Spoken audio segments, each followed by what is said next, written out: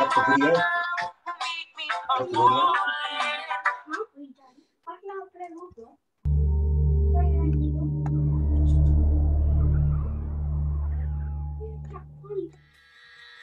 I'm on a roll. I'm on a roll. You the backhoe guy? Yeah. How's it going? You looking for work? Yes, yes. Hey, Derek, do you want to take those out? Every time he leaves for work, I worry. All the training I got was basically just passed down. Greg! What the hell? Don't lay on the skill saw. This'll work. Hey, Lucky. Yeah? I need you to get the nail gun off the roof. You know what you're doing with the ladder, right? Yeah, yeah. And get the big ladder. Ryan, pass me a pencil. You gotta be focused when you're doing this. You don't have time to be thinking other things.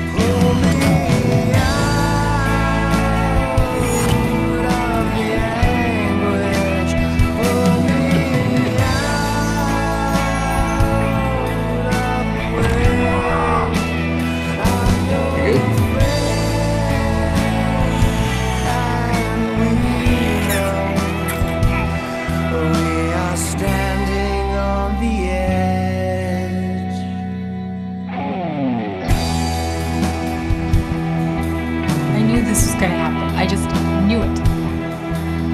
He's just like his old man. Safety first.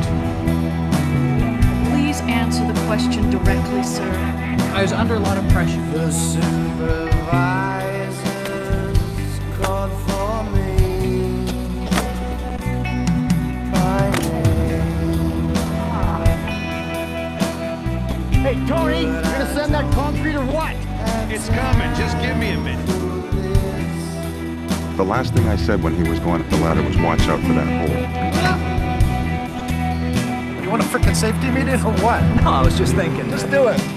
You know where the gas and the electrical lines are? It's pretty obvious. Just feel your way in.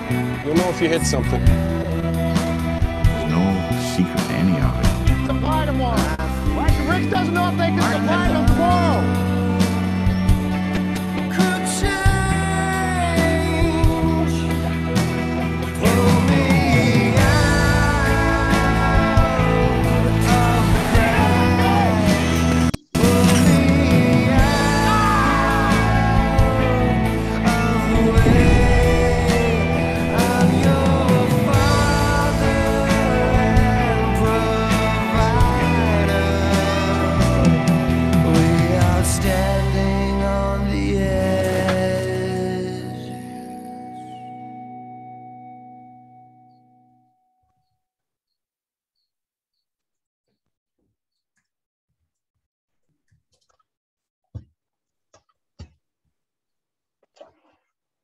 Morena whānau. Can you hear me okay, Gail? Tēnā tātou, ka hui hui mai I tēnei rā. Ko te mihi tuatai ki te ātua, ko ia te timatanga me te mutunga oma ngā mea kātou tēnā koe. Kia rangi nui me papatuanuku, tēnā kōrua. Ki Zoom, e tūnei I ārai anai tātou I ngā ahuatanga o waho tēnā koe. Tēnā koutou, tēnā koutou, tēnā tātou katoa. Kia ino I tātou, let us pray. Kia ora te marino, kia whakapapa paunam I te moana. Hei hui a rahi mā tātou I te rangi nei. Aroho atu, aroha mai. Tātou ia, tātou katoa. Haumi e, hui e, tāeki e. Kōrero te pātuku ingoa, I whakatipu a ki whanganui, ki tamaki makaurau I noho ana. He uni tēnei Ngāti Parau, Ngāti Whātua me Āti Haunui a Paparangi I mihi nei. Ko au te manu taiko motu Amotai, ko ahu te kai hautu. Kōrero te pā, ahau. So, morena whānau, my name is Eddie Te Pā. I'm the Business Development Manager for Amotai. Welcome to today's session. I'm your host. I trust we've got your full attention after watching those videos. For me, health and safety is something I'm very passionate about. You know, safety is for our whānau. Right, I feel for those mums and dads that are sending their teenage sons to work for their first day, hoping that they'll come back, you know, in the same condition that they left, both mentally and physically. Before we get started, though, I just want to go through a couple of house rules. This is an interactive discussion, so we welcome as much input from you as possible. If you have any questions, you know, by all means, you can either put your hand up using the post hand up on the icon, or you can use the chat to post those questions, and we'll endeavour to get to those responses, hopefully. And I'm sure we're going to be inundated, and that's what it's all about. It's about having that kōrero between us and talking about safety and how important it is for us as for our whānau. So to get started with this, I'm really privileged to introduce you to our guest speaker, Clayton Downes from Fusion Health and Safety. Fusion, you know, they're a team of creative minds, collaborators and explorers providing health and safety support and guidance to companies to help them achieve their impact pre-qual or site-wise certification. Fusion have been an Amotai supplier from the beginning, and they've helped support some of our business to achieve their health and safety pre-qualifications. So I'd like to hand you over to Clayton to get the kōrero happening. Kia ora everyone. Ko tongarero te maunga, ko taupu nui a tia te moana, ko tūwhare tō te iwi, ko Clayton Downes taku ingoa, ko whānau tōku waka, ko au e tū atu nei, ngā mihi nui kia koutou.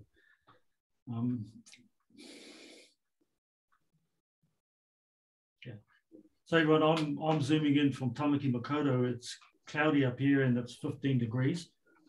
Looking at our time frame today, I don't think we are going to cover everything in detail. So this really is a kōrero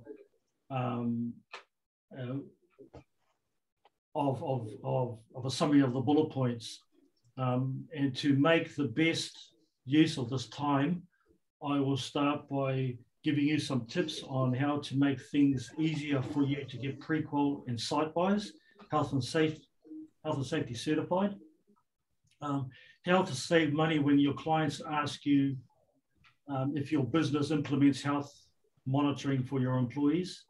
How to get free and up-to-date list of your employees' qualifications instead of going to your without going to your providers and paying a fee for their certificates. And interesting that Eddie showed that video to start off with, because, you know, what is the impact on your business if something went wrong and your employee got seriously injured, and it triggered actually a notifiable event. And yesterday, Eddie and I were talking about a company that was fined $35,000 by WorkSafe New Zealand. And one of these things we talked about was the impact on the business. And this is only brief. There's the physical and emotional impact on the injured person, the emotional impact on the family, the financial stress, and the reputational damage to the employer. And this list is quite long, and it can go and reach 20 bullet points easily. During our kōrero today, I'll be making a reference to the Health and Safety at Work Act, which is New Zealand's workplace health and safety law. And before we get started, I have a question for you. What are the biggest challenges you are facing at the moment? And hopefully during the course of this meeting, people can put in the chat room, maybe come up with some solutions on solving some of those problems. Yesterday I got an email from a client who's actually in the meeting today. How do you get your workers to follow safety instructions? I always say to people, when I'm with a business, like last week I was with Hawkins Construction, and I told them to focus on building your company culture. You might have a good, well-designed strategic plan for the year, but the strategic plan is useless if you've got no culture, if there's no middle management, because your middle management are the ones that's going to be pushing that culture through the organization. And my solution there is always try to create a community of workers. You design an environment that's based on trust and values.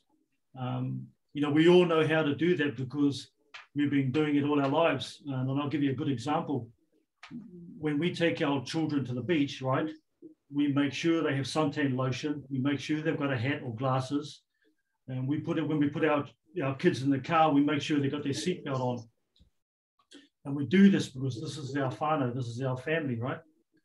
When we create this style of culture at work, it makes it much easier for you to give instructions, and your workers will be more welcoming. They'll be more, it's a lot easier to convince your workers or to lead them, to mentor and to coach them. Eddie, is any questions that have popped up on the chat? Yes, there is. So the first one I've got here is, what are the safety responsibilities of my employees and what are my duties as a director? Like I said before about the health and safety at work, see the legislation, under the legislation, the employees have basically 4 main duties. They've got to take reasonable care of their own health and safety. They make sure that the actions do not affect the health and safety of others. There is another one there that they've got to comply with any reasonable instruction by the PCBU. And they've got to cooperate with any reasonable policy or procedure by the PCU. PCBU is, for those of you, is a person conducting a business or undertaking. Now, the duties of a director is a lot more complicated. So, again, this is only briefly. The director has the primary duty of care. And if you are a director, you are an officer under the Health and Safety at Work Act. The most important thing here for you is to go away. The Health and Safety at Work Act is very long and very winded and laborious read, but there's only one section of that Health and Safety Act you really need to learn, and it's not very long. It's that section 36. That's the duty of care for a PCB for the director. And exercising due diligence, right? As an officer, you must make sure your business has the appropriate systems of work. For example, you have a good health and safety policy for your business, site-specific safety plan, or say, for example, a job safety analysis or a SWIMS. You must also monitor and evaluate how your health and safety is managed within your organization. And also know and understand the risks to people that are affected by the work that you do. If I could add to that also, that is really awesome that you can document that. But for you as a director, you need to be leading it by example. Yes. Okay, and yes, you need to be enmeshing it into the business. So you can't just have all this nice paperwork and it's in the filing cabinet here where nobody else sees it. So you as the director need to lead by example, and you need to train your people, train your supervisors, and make it so it is business as usual. We talk about supply diversity being business as usual. We've got a long way to go. Health and safety is exactly the same thing. And for me, business as usual is from the moment you get in your car in your driveway to when you get back into your car and you get home again. All right, you go to work with that mindset that I'm going there, I'm going to work, not to fuck up. Okay, this is in real layman's terms. I'm going to work safely and achieve the outcomes that we need for today, and to go home to your whānau. So that's just my passion again. Next question. We are struggling to get workers to toolbox meetings. What are some initiatives that you recommend? Well, gosh, initiatives.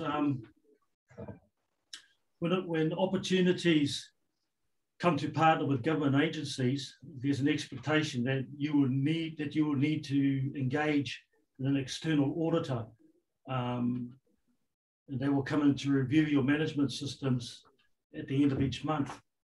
The auditor will complete a site inspection to make sure that you have all the systems, that you have all the right systems, and that your guys are following those systems on their site. I think that you should have a toolbox meeting every week, or after an incident, or when there is a change to a procedure or a process. Make your toolbox meeting meaningful. If you can, have your toolbox meeting in the lunchroom or the kitchen area, because it's the heartbeat of any construction site, because this is where the guys meet, they tell jokes, they talk about rugby and what they're going to do on the weekend.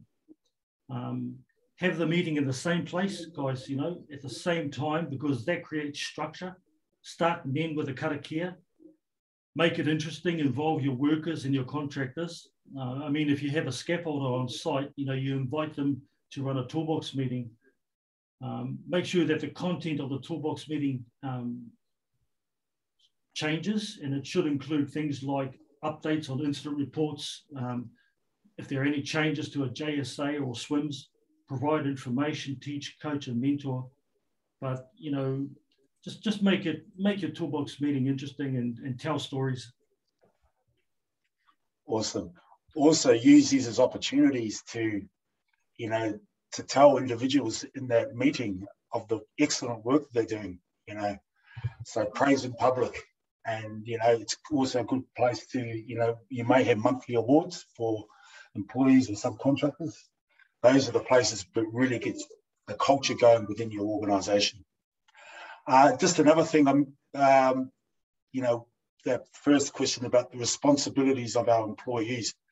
I can tell you something, the employees have the easiest job. All what they have to do is come to work, follow procedures, work safely, and do it to spec, and then go home again. Okay, if we can just do that and do that every day, it's an awesome place.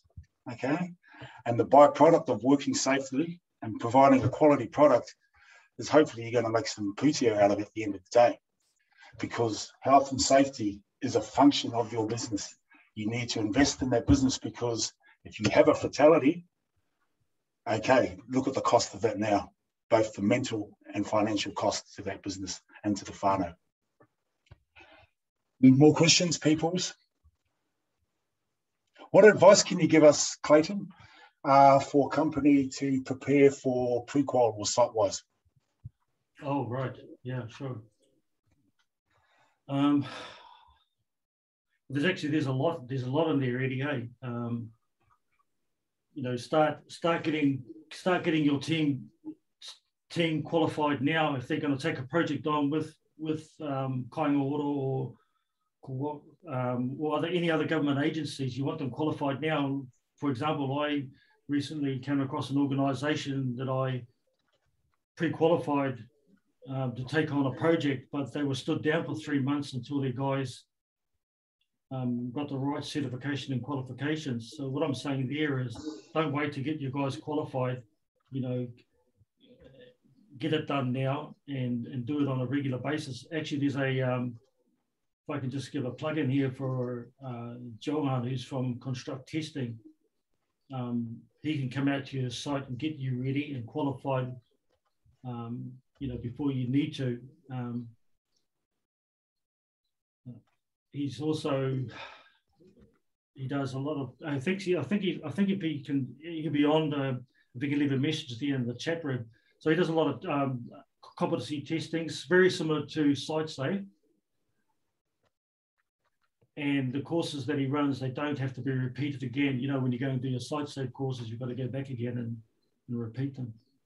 At the moment, he's done over 100,000 workers across New Zealand. If I can just give another shout out to a company I work with, Kotahi Construction, Hapi Mana, also Rainer from S&R Penny Construction, and Sherelle Stevenson's from Pepper's Building Supplies. And the reason why I want to give them a good shout out is because when they came to go through their certifications, they were very, very professional and had all the documents ready. Everything was QA'd by our legal team, and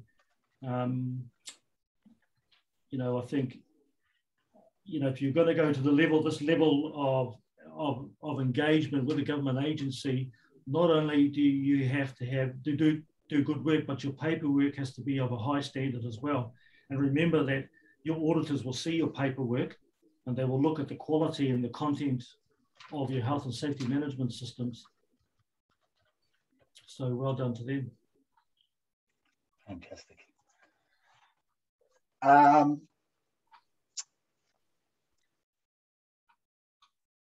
Changing goalposts for pre-quals, SHE, Tōtika, SiteSafe. Any tips on how to juggle the different requirements while still maintaining them all? Yeah, look, Tōtika has just that's just been brought in over the last, about probably 6 months ago. It's another, you have pre-qual here and Tōtika supposedly is up here. Tōtika is a lot more complicated than going for pre-qual in itself alone is quite complicated. Pre-qual, to get someone through pre-qual will take a week, and that's if they have all the documentation, the systems in place and qualifications, etc. Tōtika is a little bit more complicated because they want to know more about the environment and how you manage the environment. Things like what do you do with vibration from your machinery, air pollution, noise pollution, how do you manage water leaving a site, how many environmental inspections do you have or do you complete in a year? So they're asking for a lot more information, but I think Piratahi, Eddie, is asking for contractors to qualify with Tōtika pre-qualification. Yeah, it is very confusing for our audience. So, one of our members is asking, is SiteSafe good enough or should we have more? So that's probably dependent on which government agency you're trying to get on board with. Yeah, you're right. So, even your contractors will ask for different qualifications. You might have pre-qual, but then someone's going to ask you, we don't want pre-qual, we want a SiteSafe pre-qualification, or there's different qualifications like SHE or even ISO. And ISO is another level altogether. I'll tell you what, Eddie, though, I was in a meeting last week and a Teams meeting with Fletcher Construction with a client of mine, and what they want from the client is to move to a digital platform to manage their health and safety. And I think that's really a good idea because it just takes a lot of time out of paperwork. I think paperwork was back in the 80s and the 90s and the early 2000s. The amount of time that it takes for a business to file a report, it's just got to go through so many hands, and then it's got to go onto the drive, and then you lose it and people can't find it. I've got on the chat room today, hopefully is Ross there from KeepSafe. Ross, I can see you there. I hope you can leave some details there, a little bit more than how I've described your business, but it's something that, we have a business partner here who can provide that service Actually, and I've had clients that are asking for recommendations for a digital platform. Yeah, absolutely. So thanks very much, Clayton, and yeah, talofa lava ainga. Whawhatai lava malia opportunity to participate in this health and safety talanoa today, so I really appreciate it. So my name's Ross Sioleo Hill, and I own a health and safety software company called SafeKeep. So we've put in about 4,000 hours to develop this software platform just for the New Zealand market in the past year and a half. And we're now used across about 1,200 sites in New Zealand. So if there's one thing I think I've learned over that time frame, it's the most important thing is to make sure it's really easy to use. You know, otherwise workers won't use it on site. It'll just get ignored.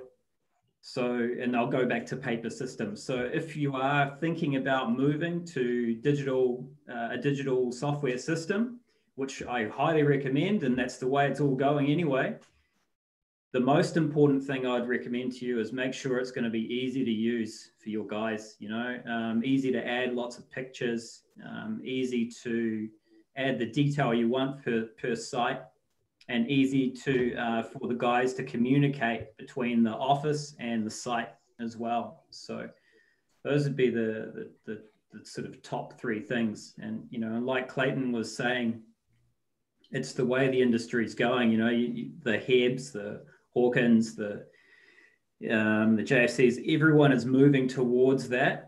And a lot of the Palangi, the Pakeha owned businesses in construction, they've already moved, you know? So I think, you know, I think it's really important seeing we've got, you know, when you look at the stats, the Pacific Islander and the Māori related harm is higher than the European worker harm in construction in New Zealand. So, you know, there's a lot of reasons why we should be moving towards digital systems that help reduce that harm. And they help reduce that harm because they're more efficient at reporting incidents. The paperwork doesn't get lost between the site and the office. You know, it's just a better way of doing things overall, because, you know, the paper systems are pretty bad. You know, it's hard to find time to complete it all. It's redundant. You know, you fill it out. You fill out your SSSP for one site, and then there'll be another site where you're doing the same work activity. You have to start all over again, fill it out again. That might be another hour or 2 hours doing this SSSP properly. If you use a digital system, you can basically copy paste, and that's how we've got it set up. So you're taking, you know, creating a version of your existing SSSP, and a lot of the text, it's all beautifully, you know, all written down there nicely, and it just copies across to your new site. Instead of taking 2 hours, it'll take 15 minutes, and then you're away. So there's so many things. We could go on and on. And there are a lot of systems out there, a lot of good digital health and safety systems out there. I guess, you know, one thing that to look out for is to make sure it works well with New Zealand's health and safety at work legislation, and that's really important. And then SafeKeep is the only Amotai approved register partner business as well. So we'd really appreciate your support if you'd consider an Amotai business as well, and then we can keep that build that Amotai business to business relationship, which I think is a huge opportunity for everyone involved. You know, not just for my business, but for all of us. If we can use each other more and keep the money within our people, it's really strong. So. Thank you so much for that, Ross. And I concur with what you're saying. I mean, I've been in the industry for over 30 years, and I've gone through the long paper trail, you know, driving your truck from worksite back to the office and things fly out the window. Remember those days? You know, nothing is lost. And when you're getting audited, you can you know, you can capture the information, you know, seamlessly if you are getting audited, or if you need to provide intended documentation, examples of triple SPs. It is easily retrievable. So I certainly recommend, you know, and endorse any type of product that can make your lives a lot easier. So I guess, Ross, you know, what is the monthly subscription that you pay? You know, how does your organisation? Yeah, absolutely. So there's no contract. So you're not hooked in. There's no obligation. So we're actually, for any new customer at the moment, there's 3 months free. So your first 3 months are free. There's some training hours included in that, depending on the size of your business. And it just gives you time to figure out if it's right for your business, you know, without having any obligation and signing some 3-year contract, which some of these companies hook you into. So that's not what we're about. We just really want to see our software being used, and we want to help keep our people safe. Fantastic. Yeah. Hey, that is awesome. And look, they're asking for your contact details. We can get all that out. By all means, whānau, remember there's the platform. That is your sole source of truth to finding out where our organisations are and reading about their profiles. So again, I always encourage our whānau to use that platform as your tool, not just to show who you are, but who are the businesses within the organisation that we can look for services, as Ross said, is, you know, try and keep the money amongst the whānau, because for us, supply diversity and getting those outcomes is normal to us.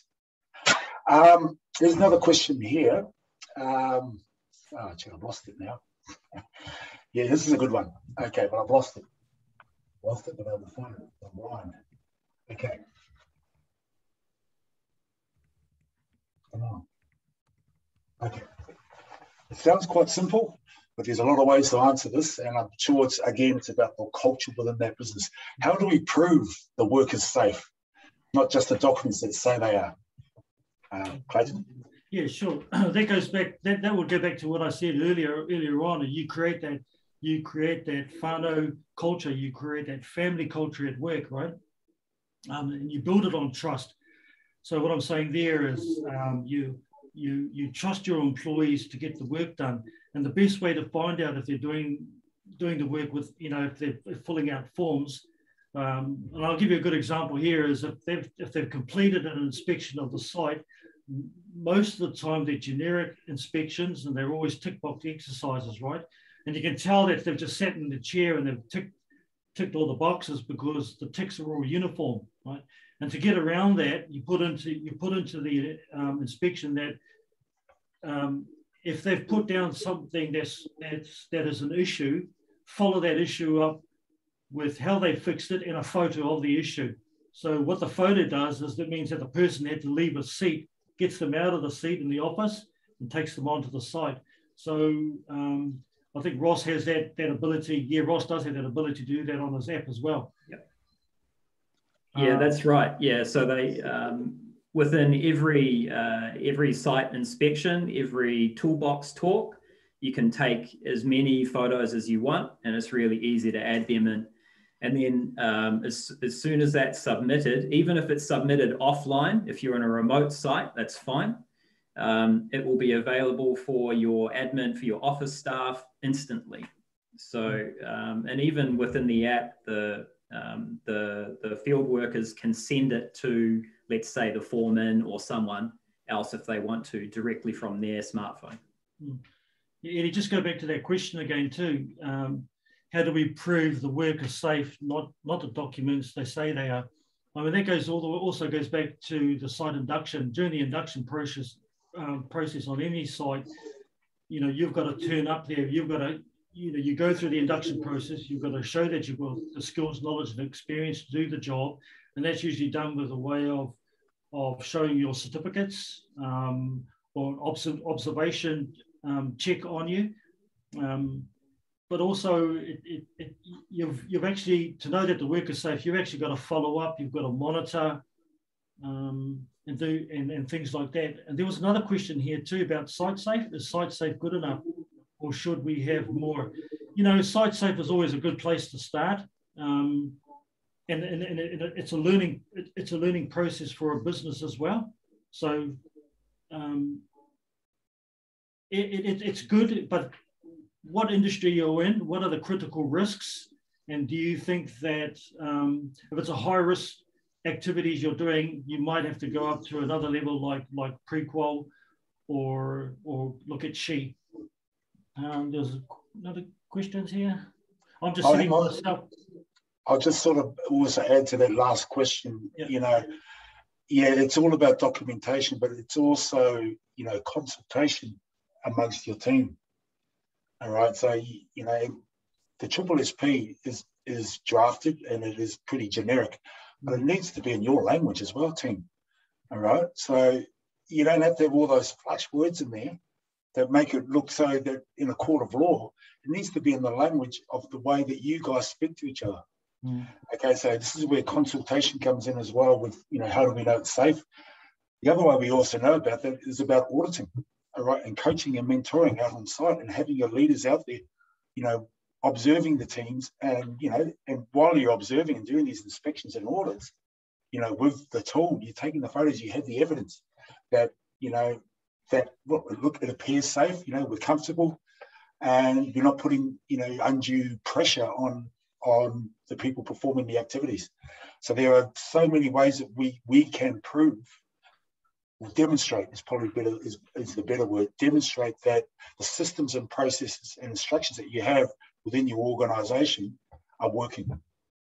And look, there's going to be incidents and occurrences, and this is when you go back and review what your system was and what was that breakdown. And the main thing is that we get the lessons learned from any occurrence, whether it's a near miss. You know, we should be using these lead and lag, also the lead indicators, to try and improve our systems.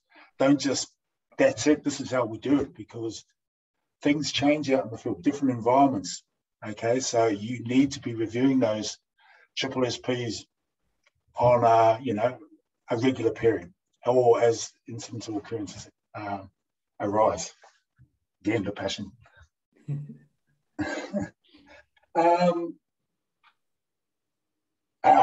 This is a simple one for you. Clayton, can an inspector shut down a site? WorkSafe inspector. Oh, yeah, that's a sort of yes and a no, really, Eddie. A health and safety inspector is not coming out to shut down your site. You know, health inspector, he'll come out to do several things. He'll engage, he'll observe, examine, and he'll document. And he's there to build a relationship with you guys, you know, providing you with support and guidance. So when you see an inspector that comes onto a site, please go up to him and ask him ask him questions. Don't be afraid of a health and safety inspector. When they come out, they will look for an issue, for example, right? And if he does come across one, he can issue an improvement notice. The notice will outline what you need to address to mitigate the risks or to solve the issue, and he'll give you a time frame to do that within. It could be a week or 2 weeks, as long as you meet those requirements for that notice. The second thing that the inspector can do, which is probably going to ask your question, they can stop work in a particular area where there are serious concerns, for example, on a roof, an excavation area, or they can stop you from using machinery. So what they're doing is they're not shutting down the whole site, they're only shutting down particular areas of a site. Yeah, but they can also stop work on a project if they believe that there is a likelihood of serious harm to a person. For example, a site that has asbestos. There's an answer there. So it's a sort of yes or no, it depends. But they're not coming out there to shut the site down. It's not in their best interest for anyone, not for them anyway. Yep. And always welcome anybody that comes onto your site, and make sure you greet them and be professional and get them to sign on to the site. Yeah. Yeah, can I just say something about that, Eddie? You know, this is really, really important, you guys, because you know, nothing is more disrespectful than a contractor coming onto your site and not looking for the manager to be inducted, right? It's the same as a marae. You just don't walk in there. So yeah, encourage your contractors, talk with your contractors, and let them know before they even come out onto your sites that they've got to go through the induction process. Yeah, and that's an important process, I guess, is when people come onto your site. You know, you've got to identify them and bring them onto the site like you would to any marae. Again, with a WorkSafe inspector, you know, ask them, oh, what's the reason for your visit? Because it could have been a complaint by a passerby or a member of the public. So, or it may just be, okay, look, I'm just doing a routine inspection. So really, you know, as Clayton said, ask questions. Yeah, ask questions. It is a two-way thing. And remember that inspector, he might come on with his badge and flash his badge around or anything, but remember that inspector's got to be, he doesn't have to be inducted, but a really good, you don't have to induct an inspector. Actually, the inspectors have more, another power that the police don't have. For police to enter a business, they need a warrant. Inspectors don't need a warrant to come into a business. Yeah, so yeah, when the inspector comes on, a good inspector will ask to be inducted, right? And if he doesn't, if he just walks on and starts waving his badge, well, they don't do that anymore. They used to back, I think, when the OSH inspectors were around. But they will come to the office and ask them to be inducted, and they'll be more than happy to be inducted, Eddie. Yeah, great stuff. Another question: health and safety leaders within the business. Health and safety leaders within the business. So health and safety reps, I guess. What is their role, and how should they be undertaking their role? Health and safety leaders? Yes. Yeah, sure. So I like that word. I like the word leader instead of health and safety manager. Well, there's a big difference between being a leader and a manager. Your managers stay within the government policies and procedures, so there's no flexibility for a manager to be creative. Where a leader, first of all, the leader's got to have followers, right? The leader can be creative. He can do things differently than from what a manager can do. A leader's job in terms of health and safety is to really build that relationship with his workers. He can do that easy by, you know, visibility is always important on a building site. You know, you walk with confidence, your head high, looking forward, so you can smile, say hello to everyone, good morning, and say things like, you know, how's your day going? What can I do for you that'll make your job easier? Your leaders are there to support your team, to have your guys' backs, to let them know that their ideas are important, to let them know that they're an important part of a team. Yeah, so they're there to teach, coach, inspire, and motivate, Eddie. And that's a good health and safety leader there for you. But definitely always, you know, you have to be a fantastic communicator. For example, there, if your workforce is 70% from the Philippines, you know, the minimum requirement there then, Eddie, is to say good morning in Filipino, which is say hello, which is magandang umaga, or say hello, which is kamusta.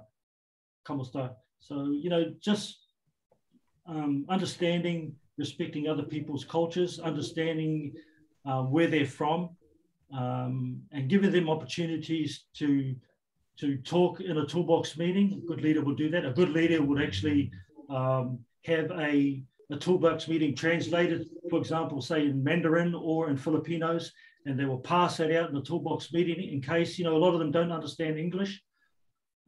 So it's all about communications. Understanding their body language as well is really important. Understanding the food they eat is really good. You know, everybody likes adobo pork and chicken. But that's what a good leader should be.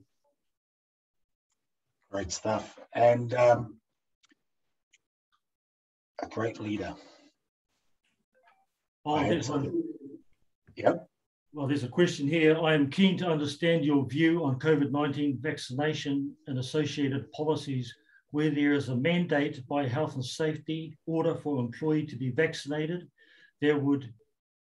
what would your recommendation to an employer to be doing right now? Okay. Right, that's a very, I was going to leave that one to last. Very wordy question. Yeah. So look, what I am telling business at the moment is don't rely on the government at the stage. They're not quite there at that stage to come up with a legislation for the vaccine. But what I can tell you is that WorkSafe, they already have a legislation in place, and it's called the Health and Safety Work Act, Section 36. I mentioned Section 36 earlier. And part of the primary duty of an employer is to, without getting too wordy here for you, it's to provide a safe work environment for their employees, right? And you remember, if you can remember back, I said, Eddie asked me the question, there was a question that came up, what are the duties of employees? Now, one of the duties of the employees is to make sure that they keep themselves safe.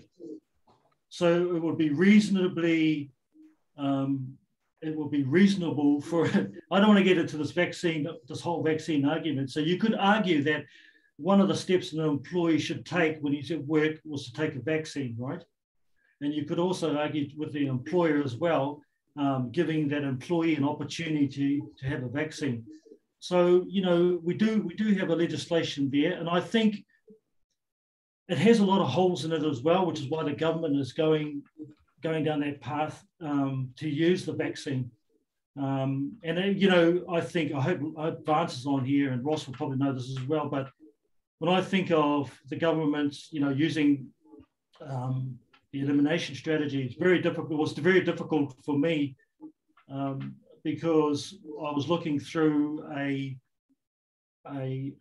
job safety analysis just about a month ago, and that was sent to me in an email, and the worker had put in there that he eliminated the risk, the exposure to asbestos by putting on a face mask.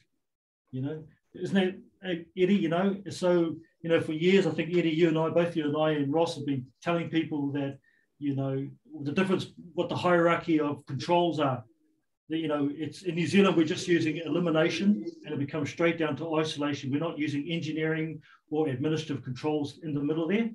And it's very hard for me to explain to workers after all these years of teaching them that, you know, eliminate, you just can't eliminate exposure to asbestos with a face mask. Kia ora, Clayton. Can I just jump in? It's Ariana here from Amotai. I just wanted to raise something because I think it's relevant for that particular question, is that over the last few weeks, we know that there have been construction sites that have been closed down because of close contact in the workforce, you know, so workers have either been contracted COVID themselves, which means that workmates are then considered close contact. And so within our Māori and Pacifica workforce, many of our businesses operate in that small to medium size. Our workforce may be around 20 up to 20, and we do have much larger businesses. I think the kōrero around the safety and going into sites and using all of the protocols that we know of to keep yourself and your workmates safe, so that you're not having to close down the whole entire site. I think we've kind of not been either discussing that within our either our businesses, or there hasn't been very clear communications that have come through around the simple things of checking in, wearing your mask, keeping your distance. I know on a construction site that is often really hard to do, but you know, you don't want to just kind of like, what I do know is that since we've opened in level 3, there have been numerous construction sites that have had to close down because of close contacts or contracting COVID. So I think it's really important, health and safety around you know, you're absolutely right. As an employer, you are going to find it really difficult to make it compulsory. Once I think legislation takes over, that will make it much easier for employers to ask that of employees. And but I think as business owners, you know, considering the risks that of to your business of not being able to carry out projects, you know, this is a really big thing that we need to nail on the head, I think. Yes.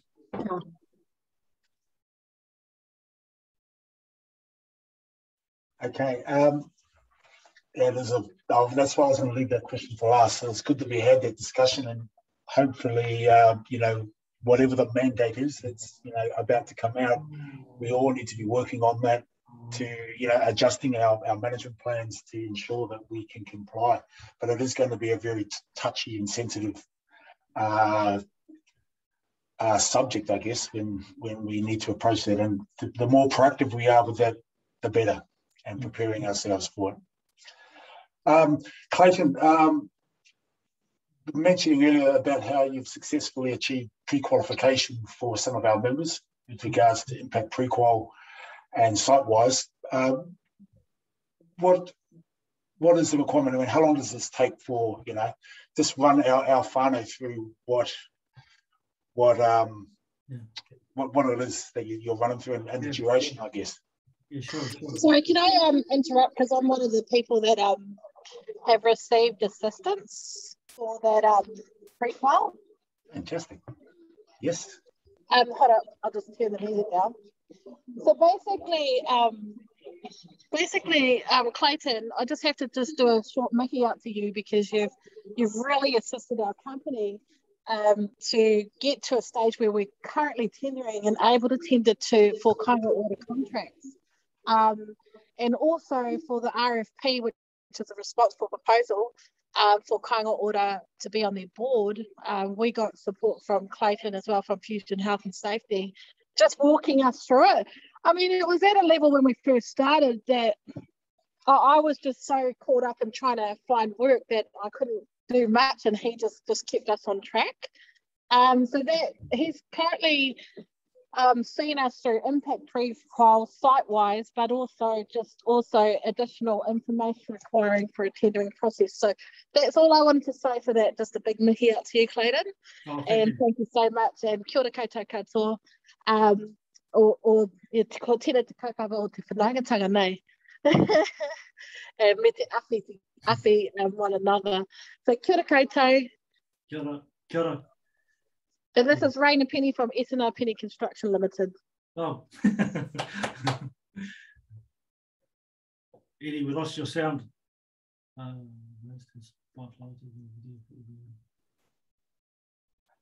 Yeah, so, you know, again, what is the duration, you know, for our whānau and that? Yeah, sure.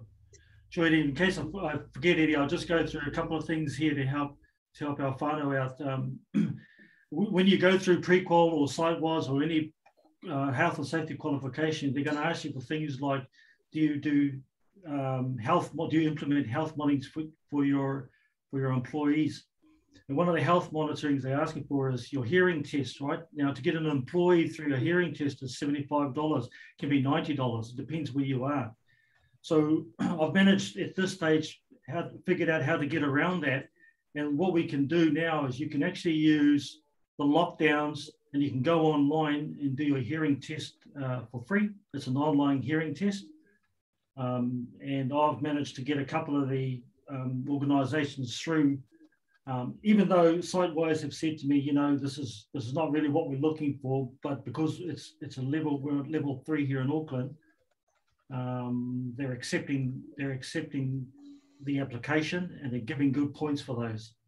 The second thing I want to let you guys know is how to get all your qualifications for all your employees from the day they left school up to this morning at 5 to 11. It's free, and it comes in like a bank statement. And what you do is you call NZQA, and you ask for, you get your employees, don't you do it, you ask your employees to call NZQA and ask for ROA, it's called a record of learning. They will just log into, like you would a bank account, they will log into their the NZQA website, and they can download all their qualifications. The third thing I would say is there's some companies who are asking for first aid, and they're a bit short on funds. So how I do it is I tell them, look, you can go online, you can find free first aid courses online. But I always tell them, look, remember, this is only an online course, right? And when you go to site, they're going to ask a question. There's going to be a question there. Do your employees have first aid training? Well, you would tick that box because you have got training, but remember, it's only an online course. My recommendation is always, you know, when you've got your finances sorted, or when you're ready to go to St. John's or do a New Zealand first aid course. So there's some tips there. And I'll just finish on what Eddie was saying about pre-qual. So pre-qual, there's a lot of moving parts in pre-qual.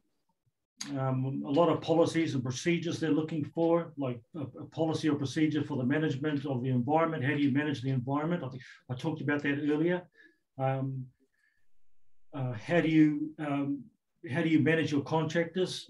Management of your contractors is probably the hardest thing in health and safety, because you might engage an electrician, but the electrician's gone and engaged another electrician who's engaged a labourer, and you don't know anything about that on the building site, and that opens you up for risks. So pre-qual would usually take us. So I have two awesome health and safety coordinators who put the pre-qual packages together for you. That will take them about a week. And site-wise will take just one person 5 days. But if you're going to do a pre-qual, you have to be prepared. You have to have everything ready. Nothing's worse than paying a company $5,000 to do a pre-qual, because then they're going out to site to do something for you that you should have done, like provide 3 site inspections in the last month, or you don't want to pay a consultant to go out there and do that for you. Have all those ready. Have your toolboxes ready. Have your JSAs ready, completed. And the most important thing in all of those documents is having them signed and dated. Your toolbox meetings are the same. Ross already has a software that can do all of this. But can I just say too that you don't need a formal policy document to do a toolbox meeting. A toolbox meeting can be done on anything. It can be done on a piece of cardboard. It can be done on a piece of timber. All you do is take a photo, but make sure it's been dated and signed by your workers. The auditors are only looking for evidence that you can demonstrate that you've had a meeting about health and safety. And a good one to keep hold of is this meeting that we've got here. This is another health and safety meeting that you can put, if anyone's wants a good meeting, this is the meeting here. It's a training meeting, and you put this towards your pre-qual or your site-wise. Well done.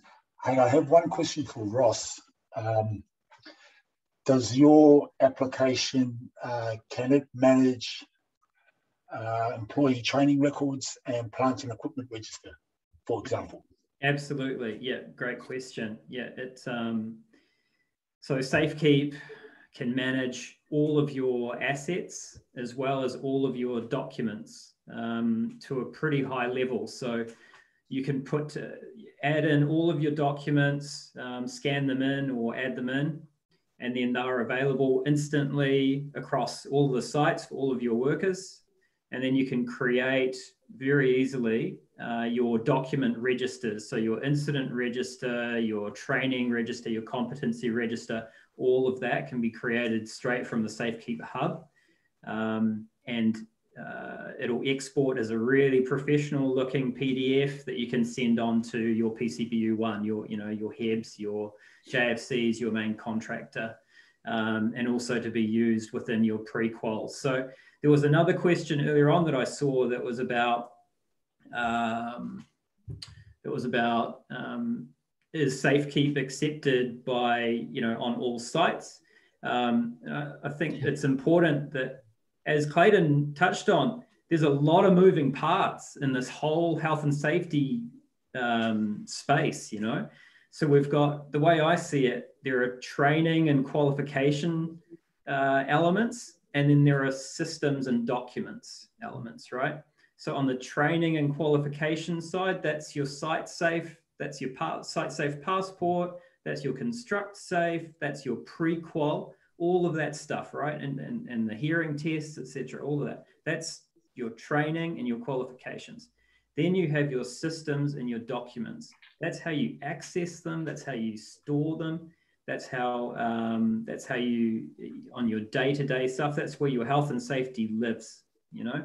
So within the systems and documents, you can use paper, or you can use a system, a digital system, like a Hazard Co, a Site App Pro, iAuditor.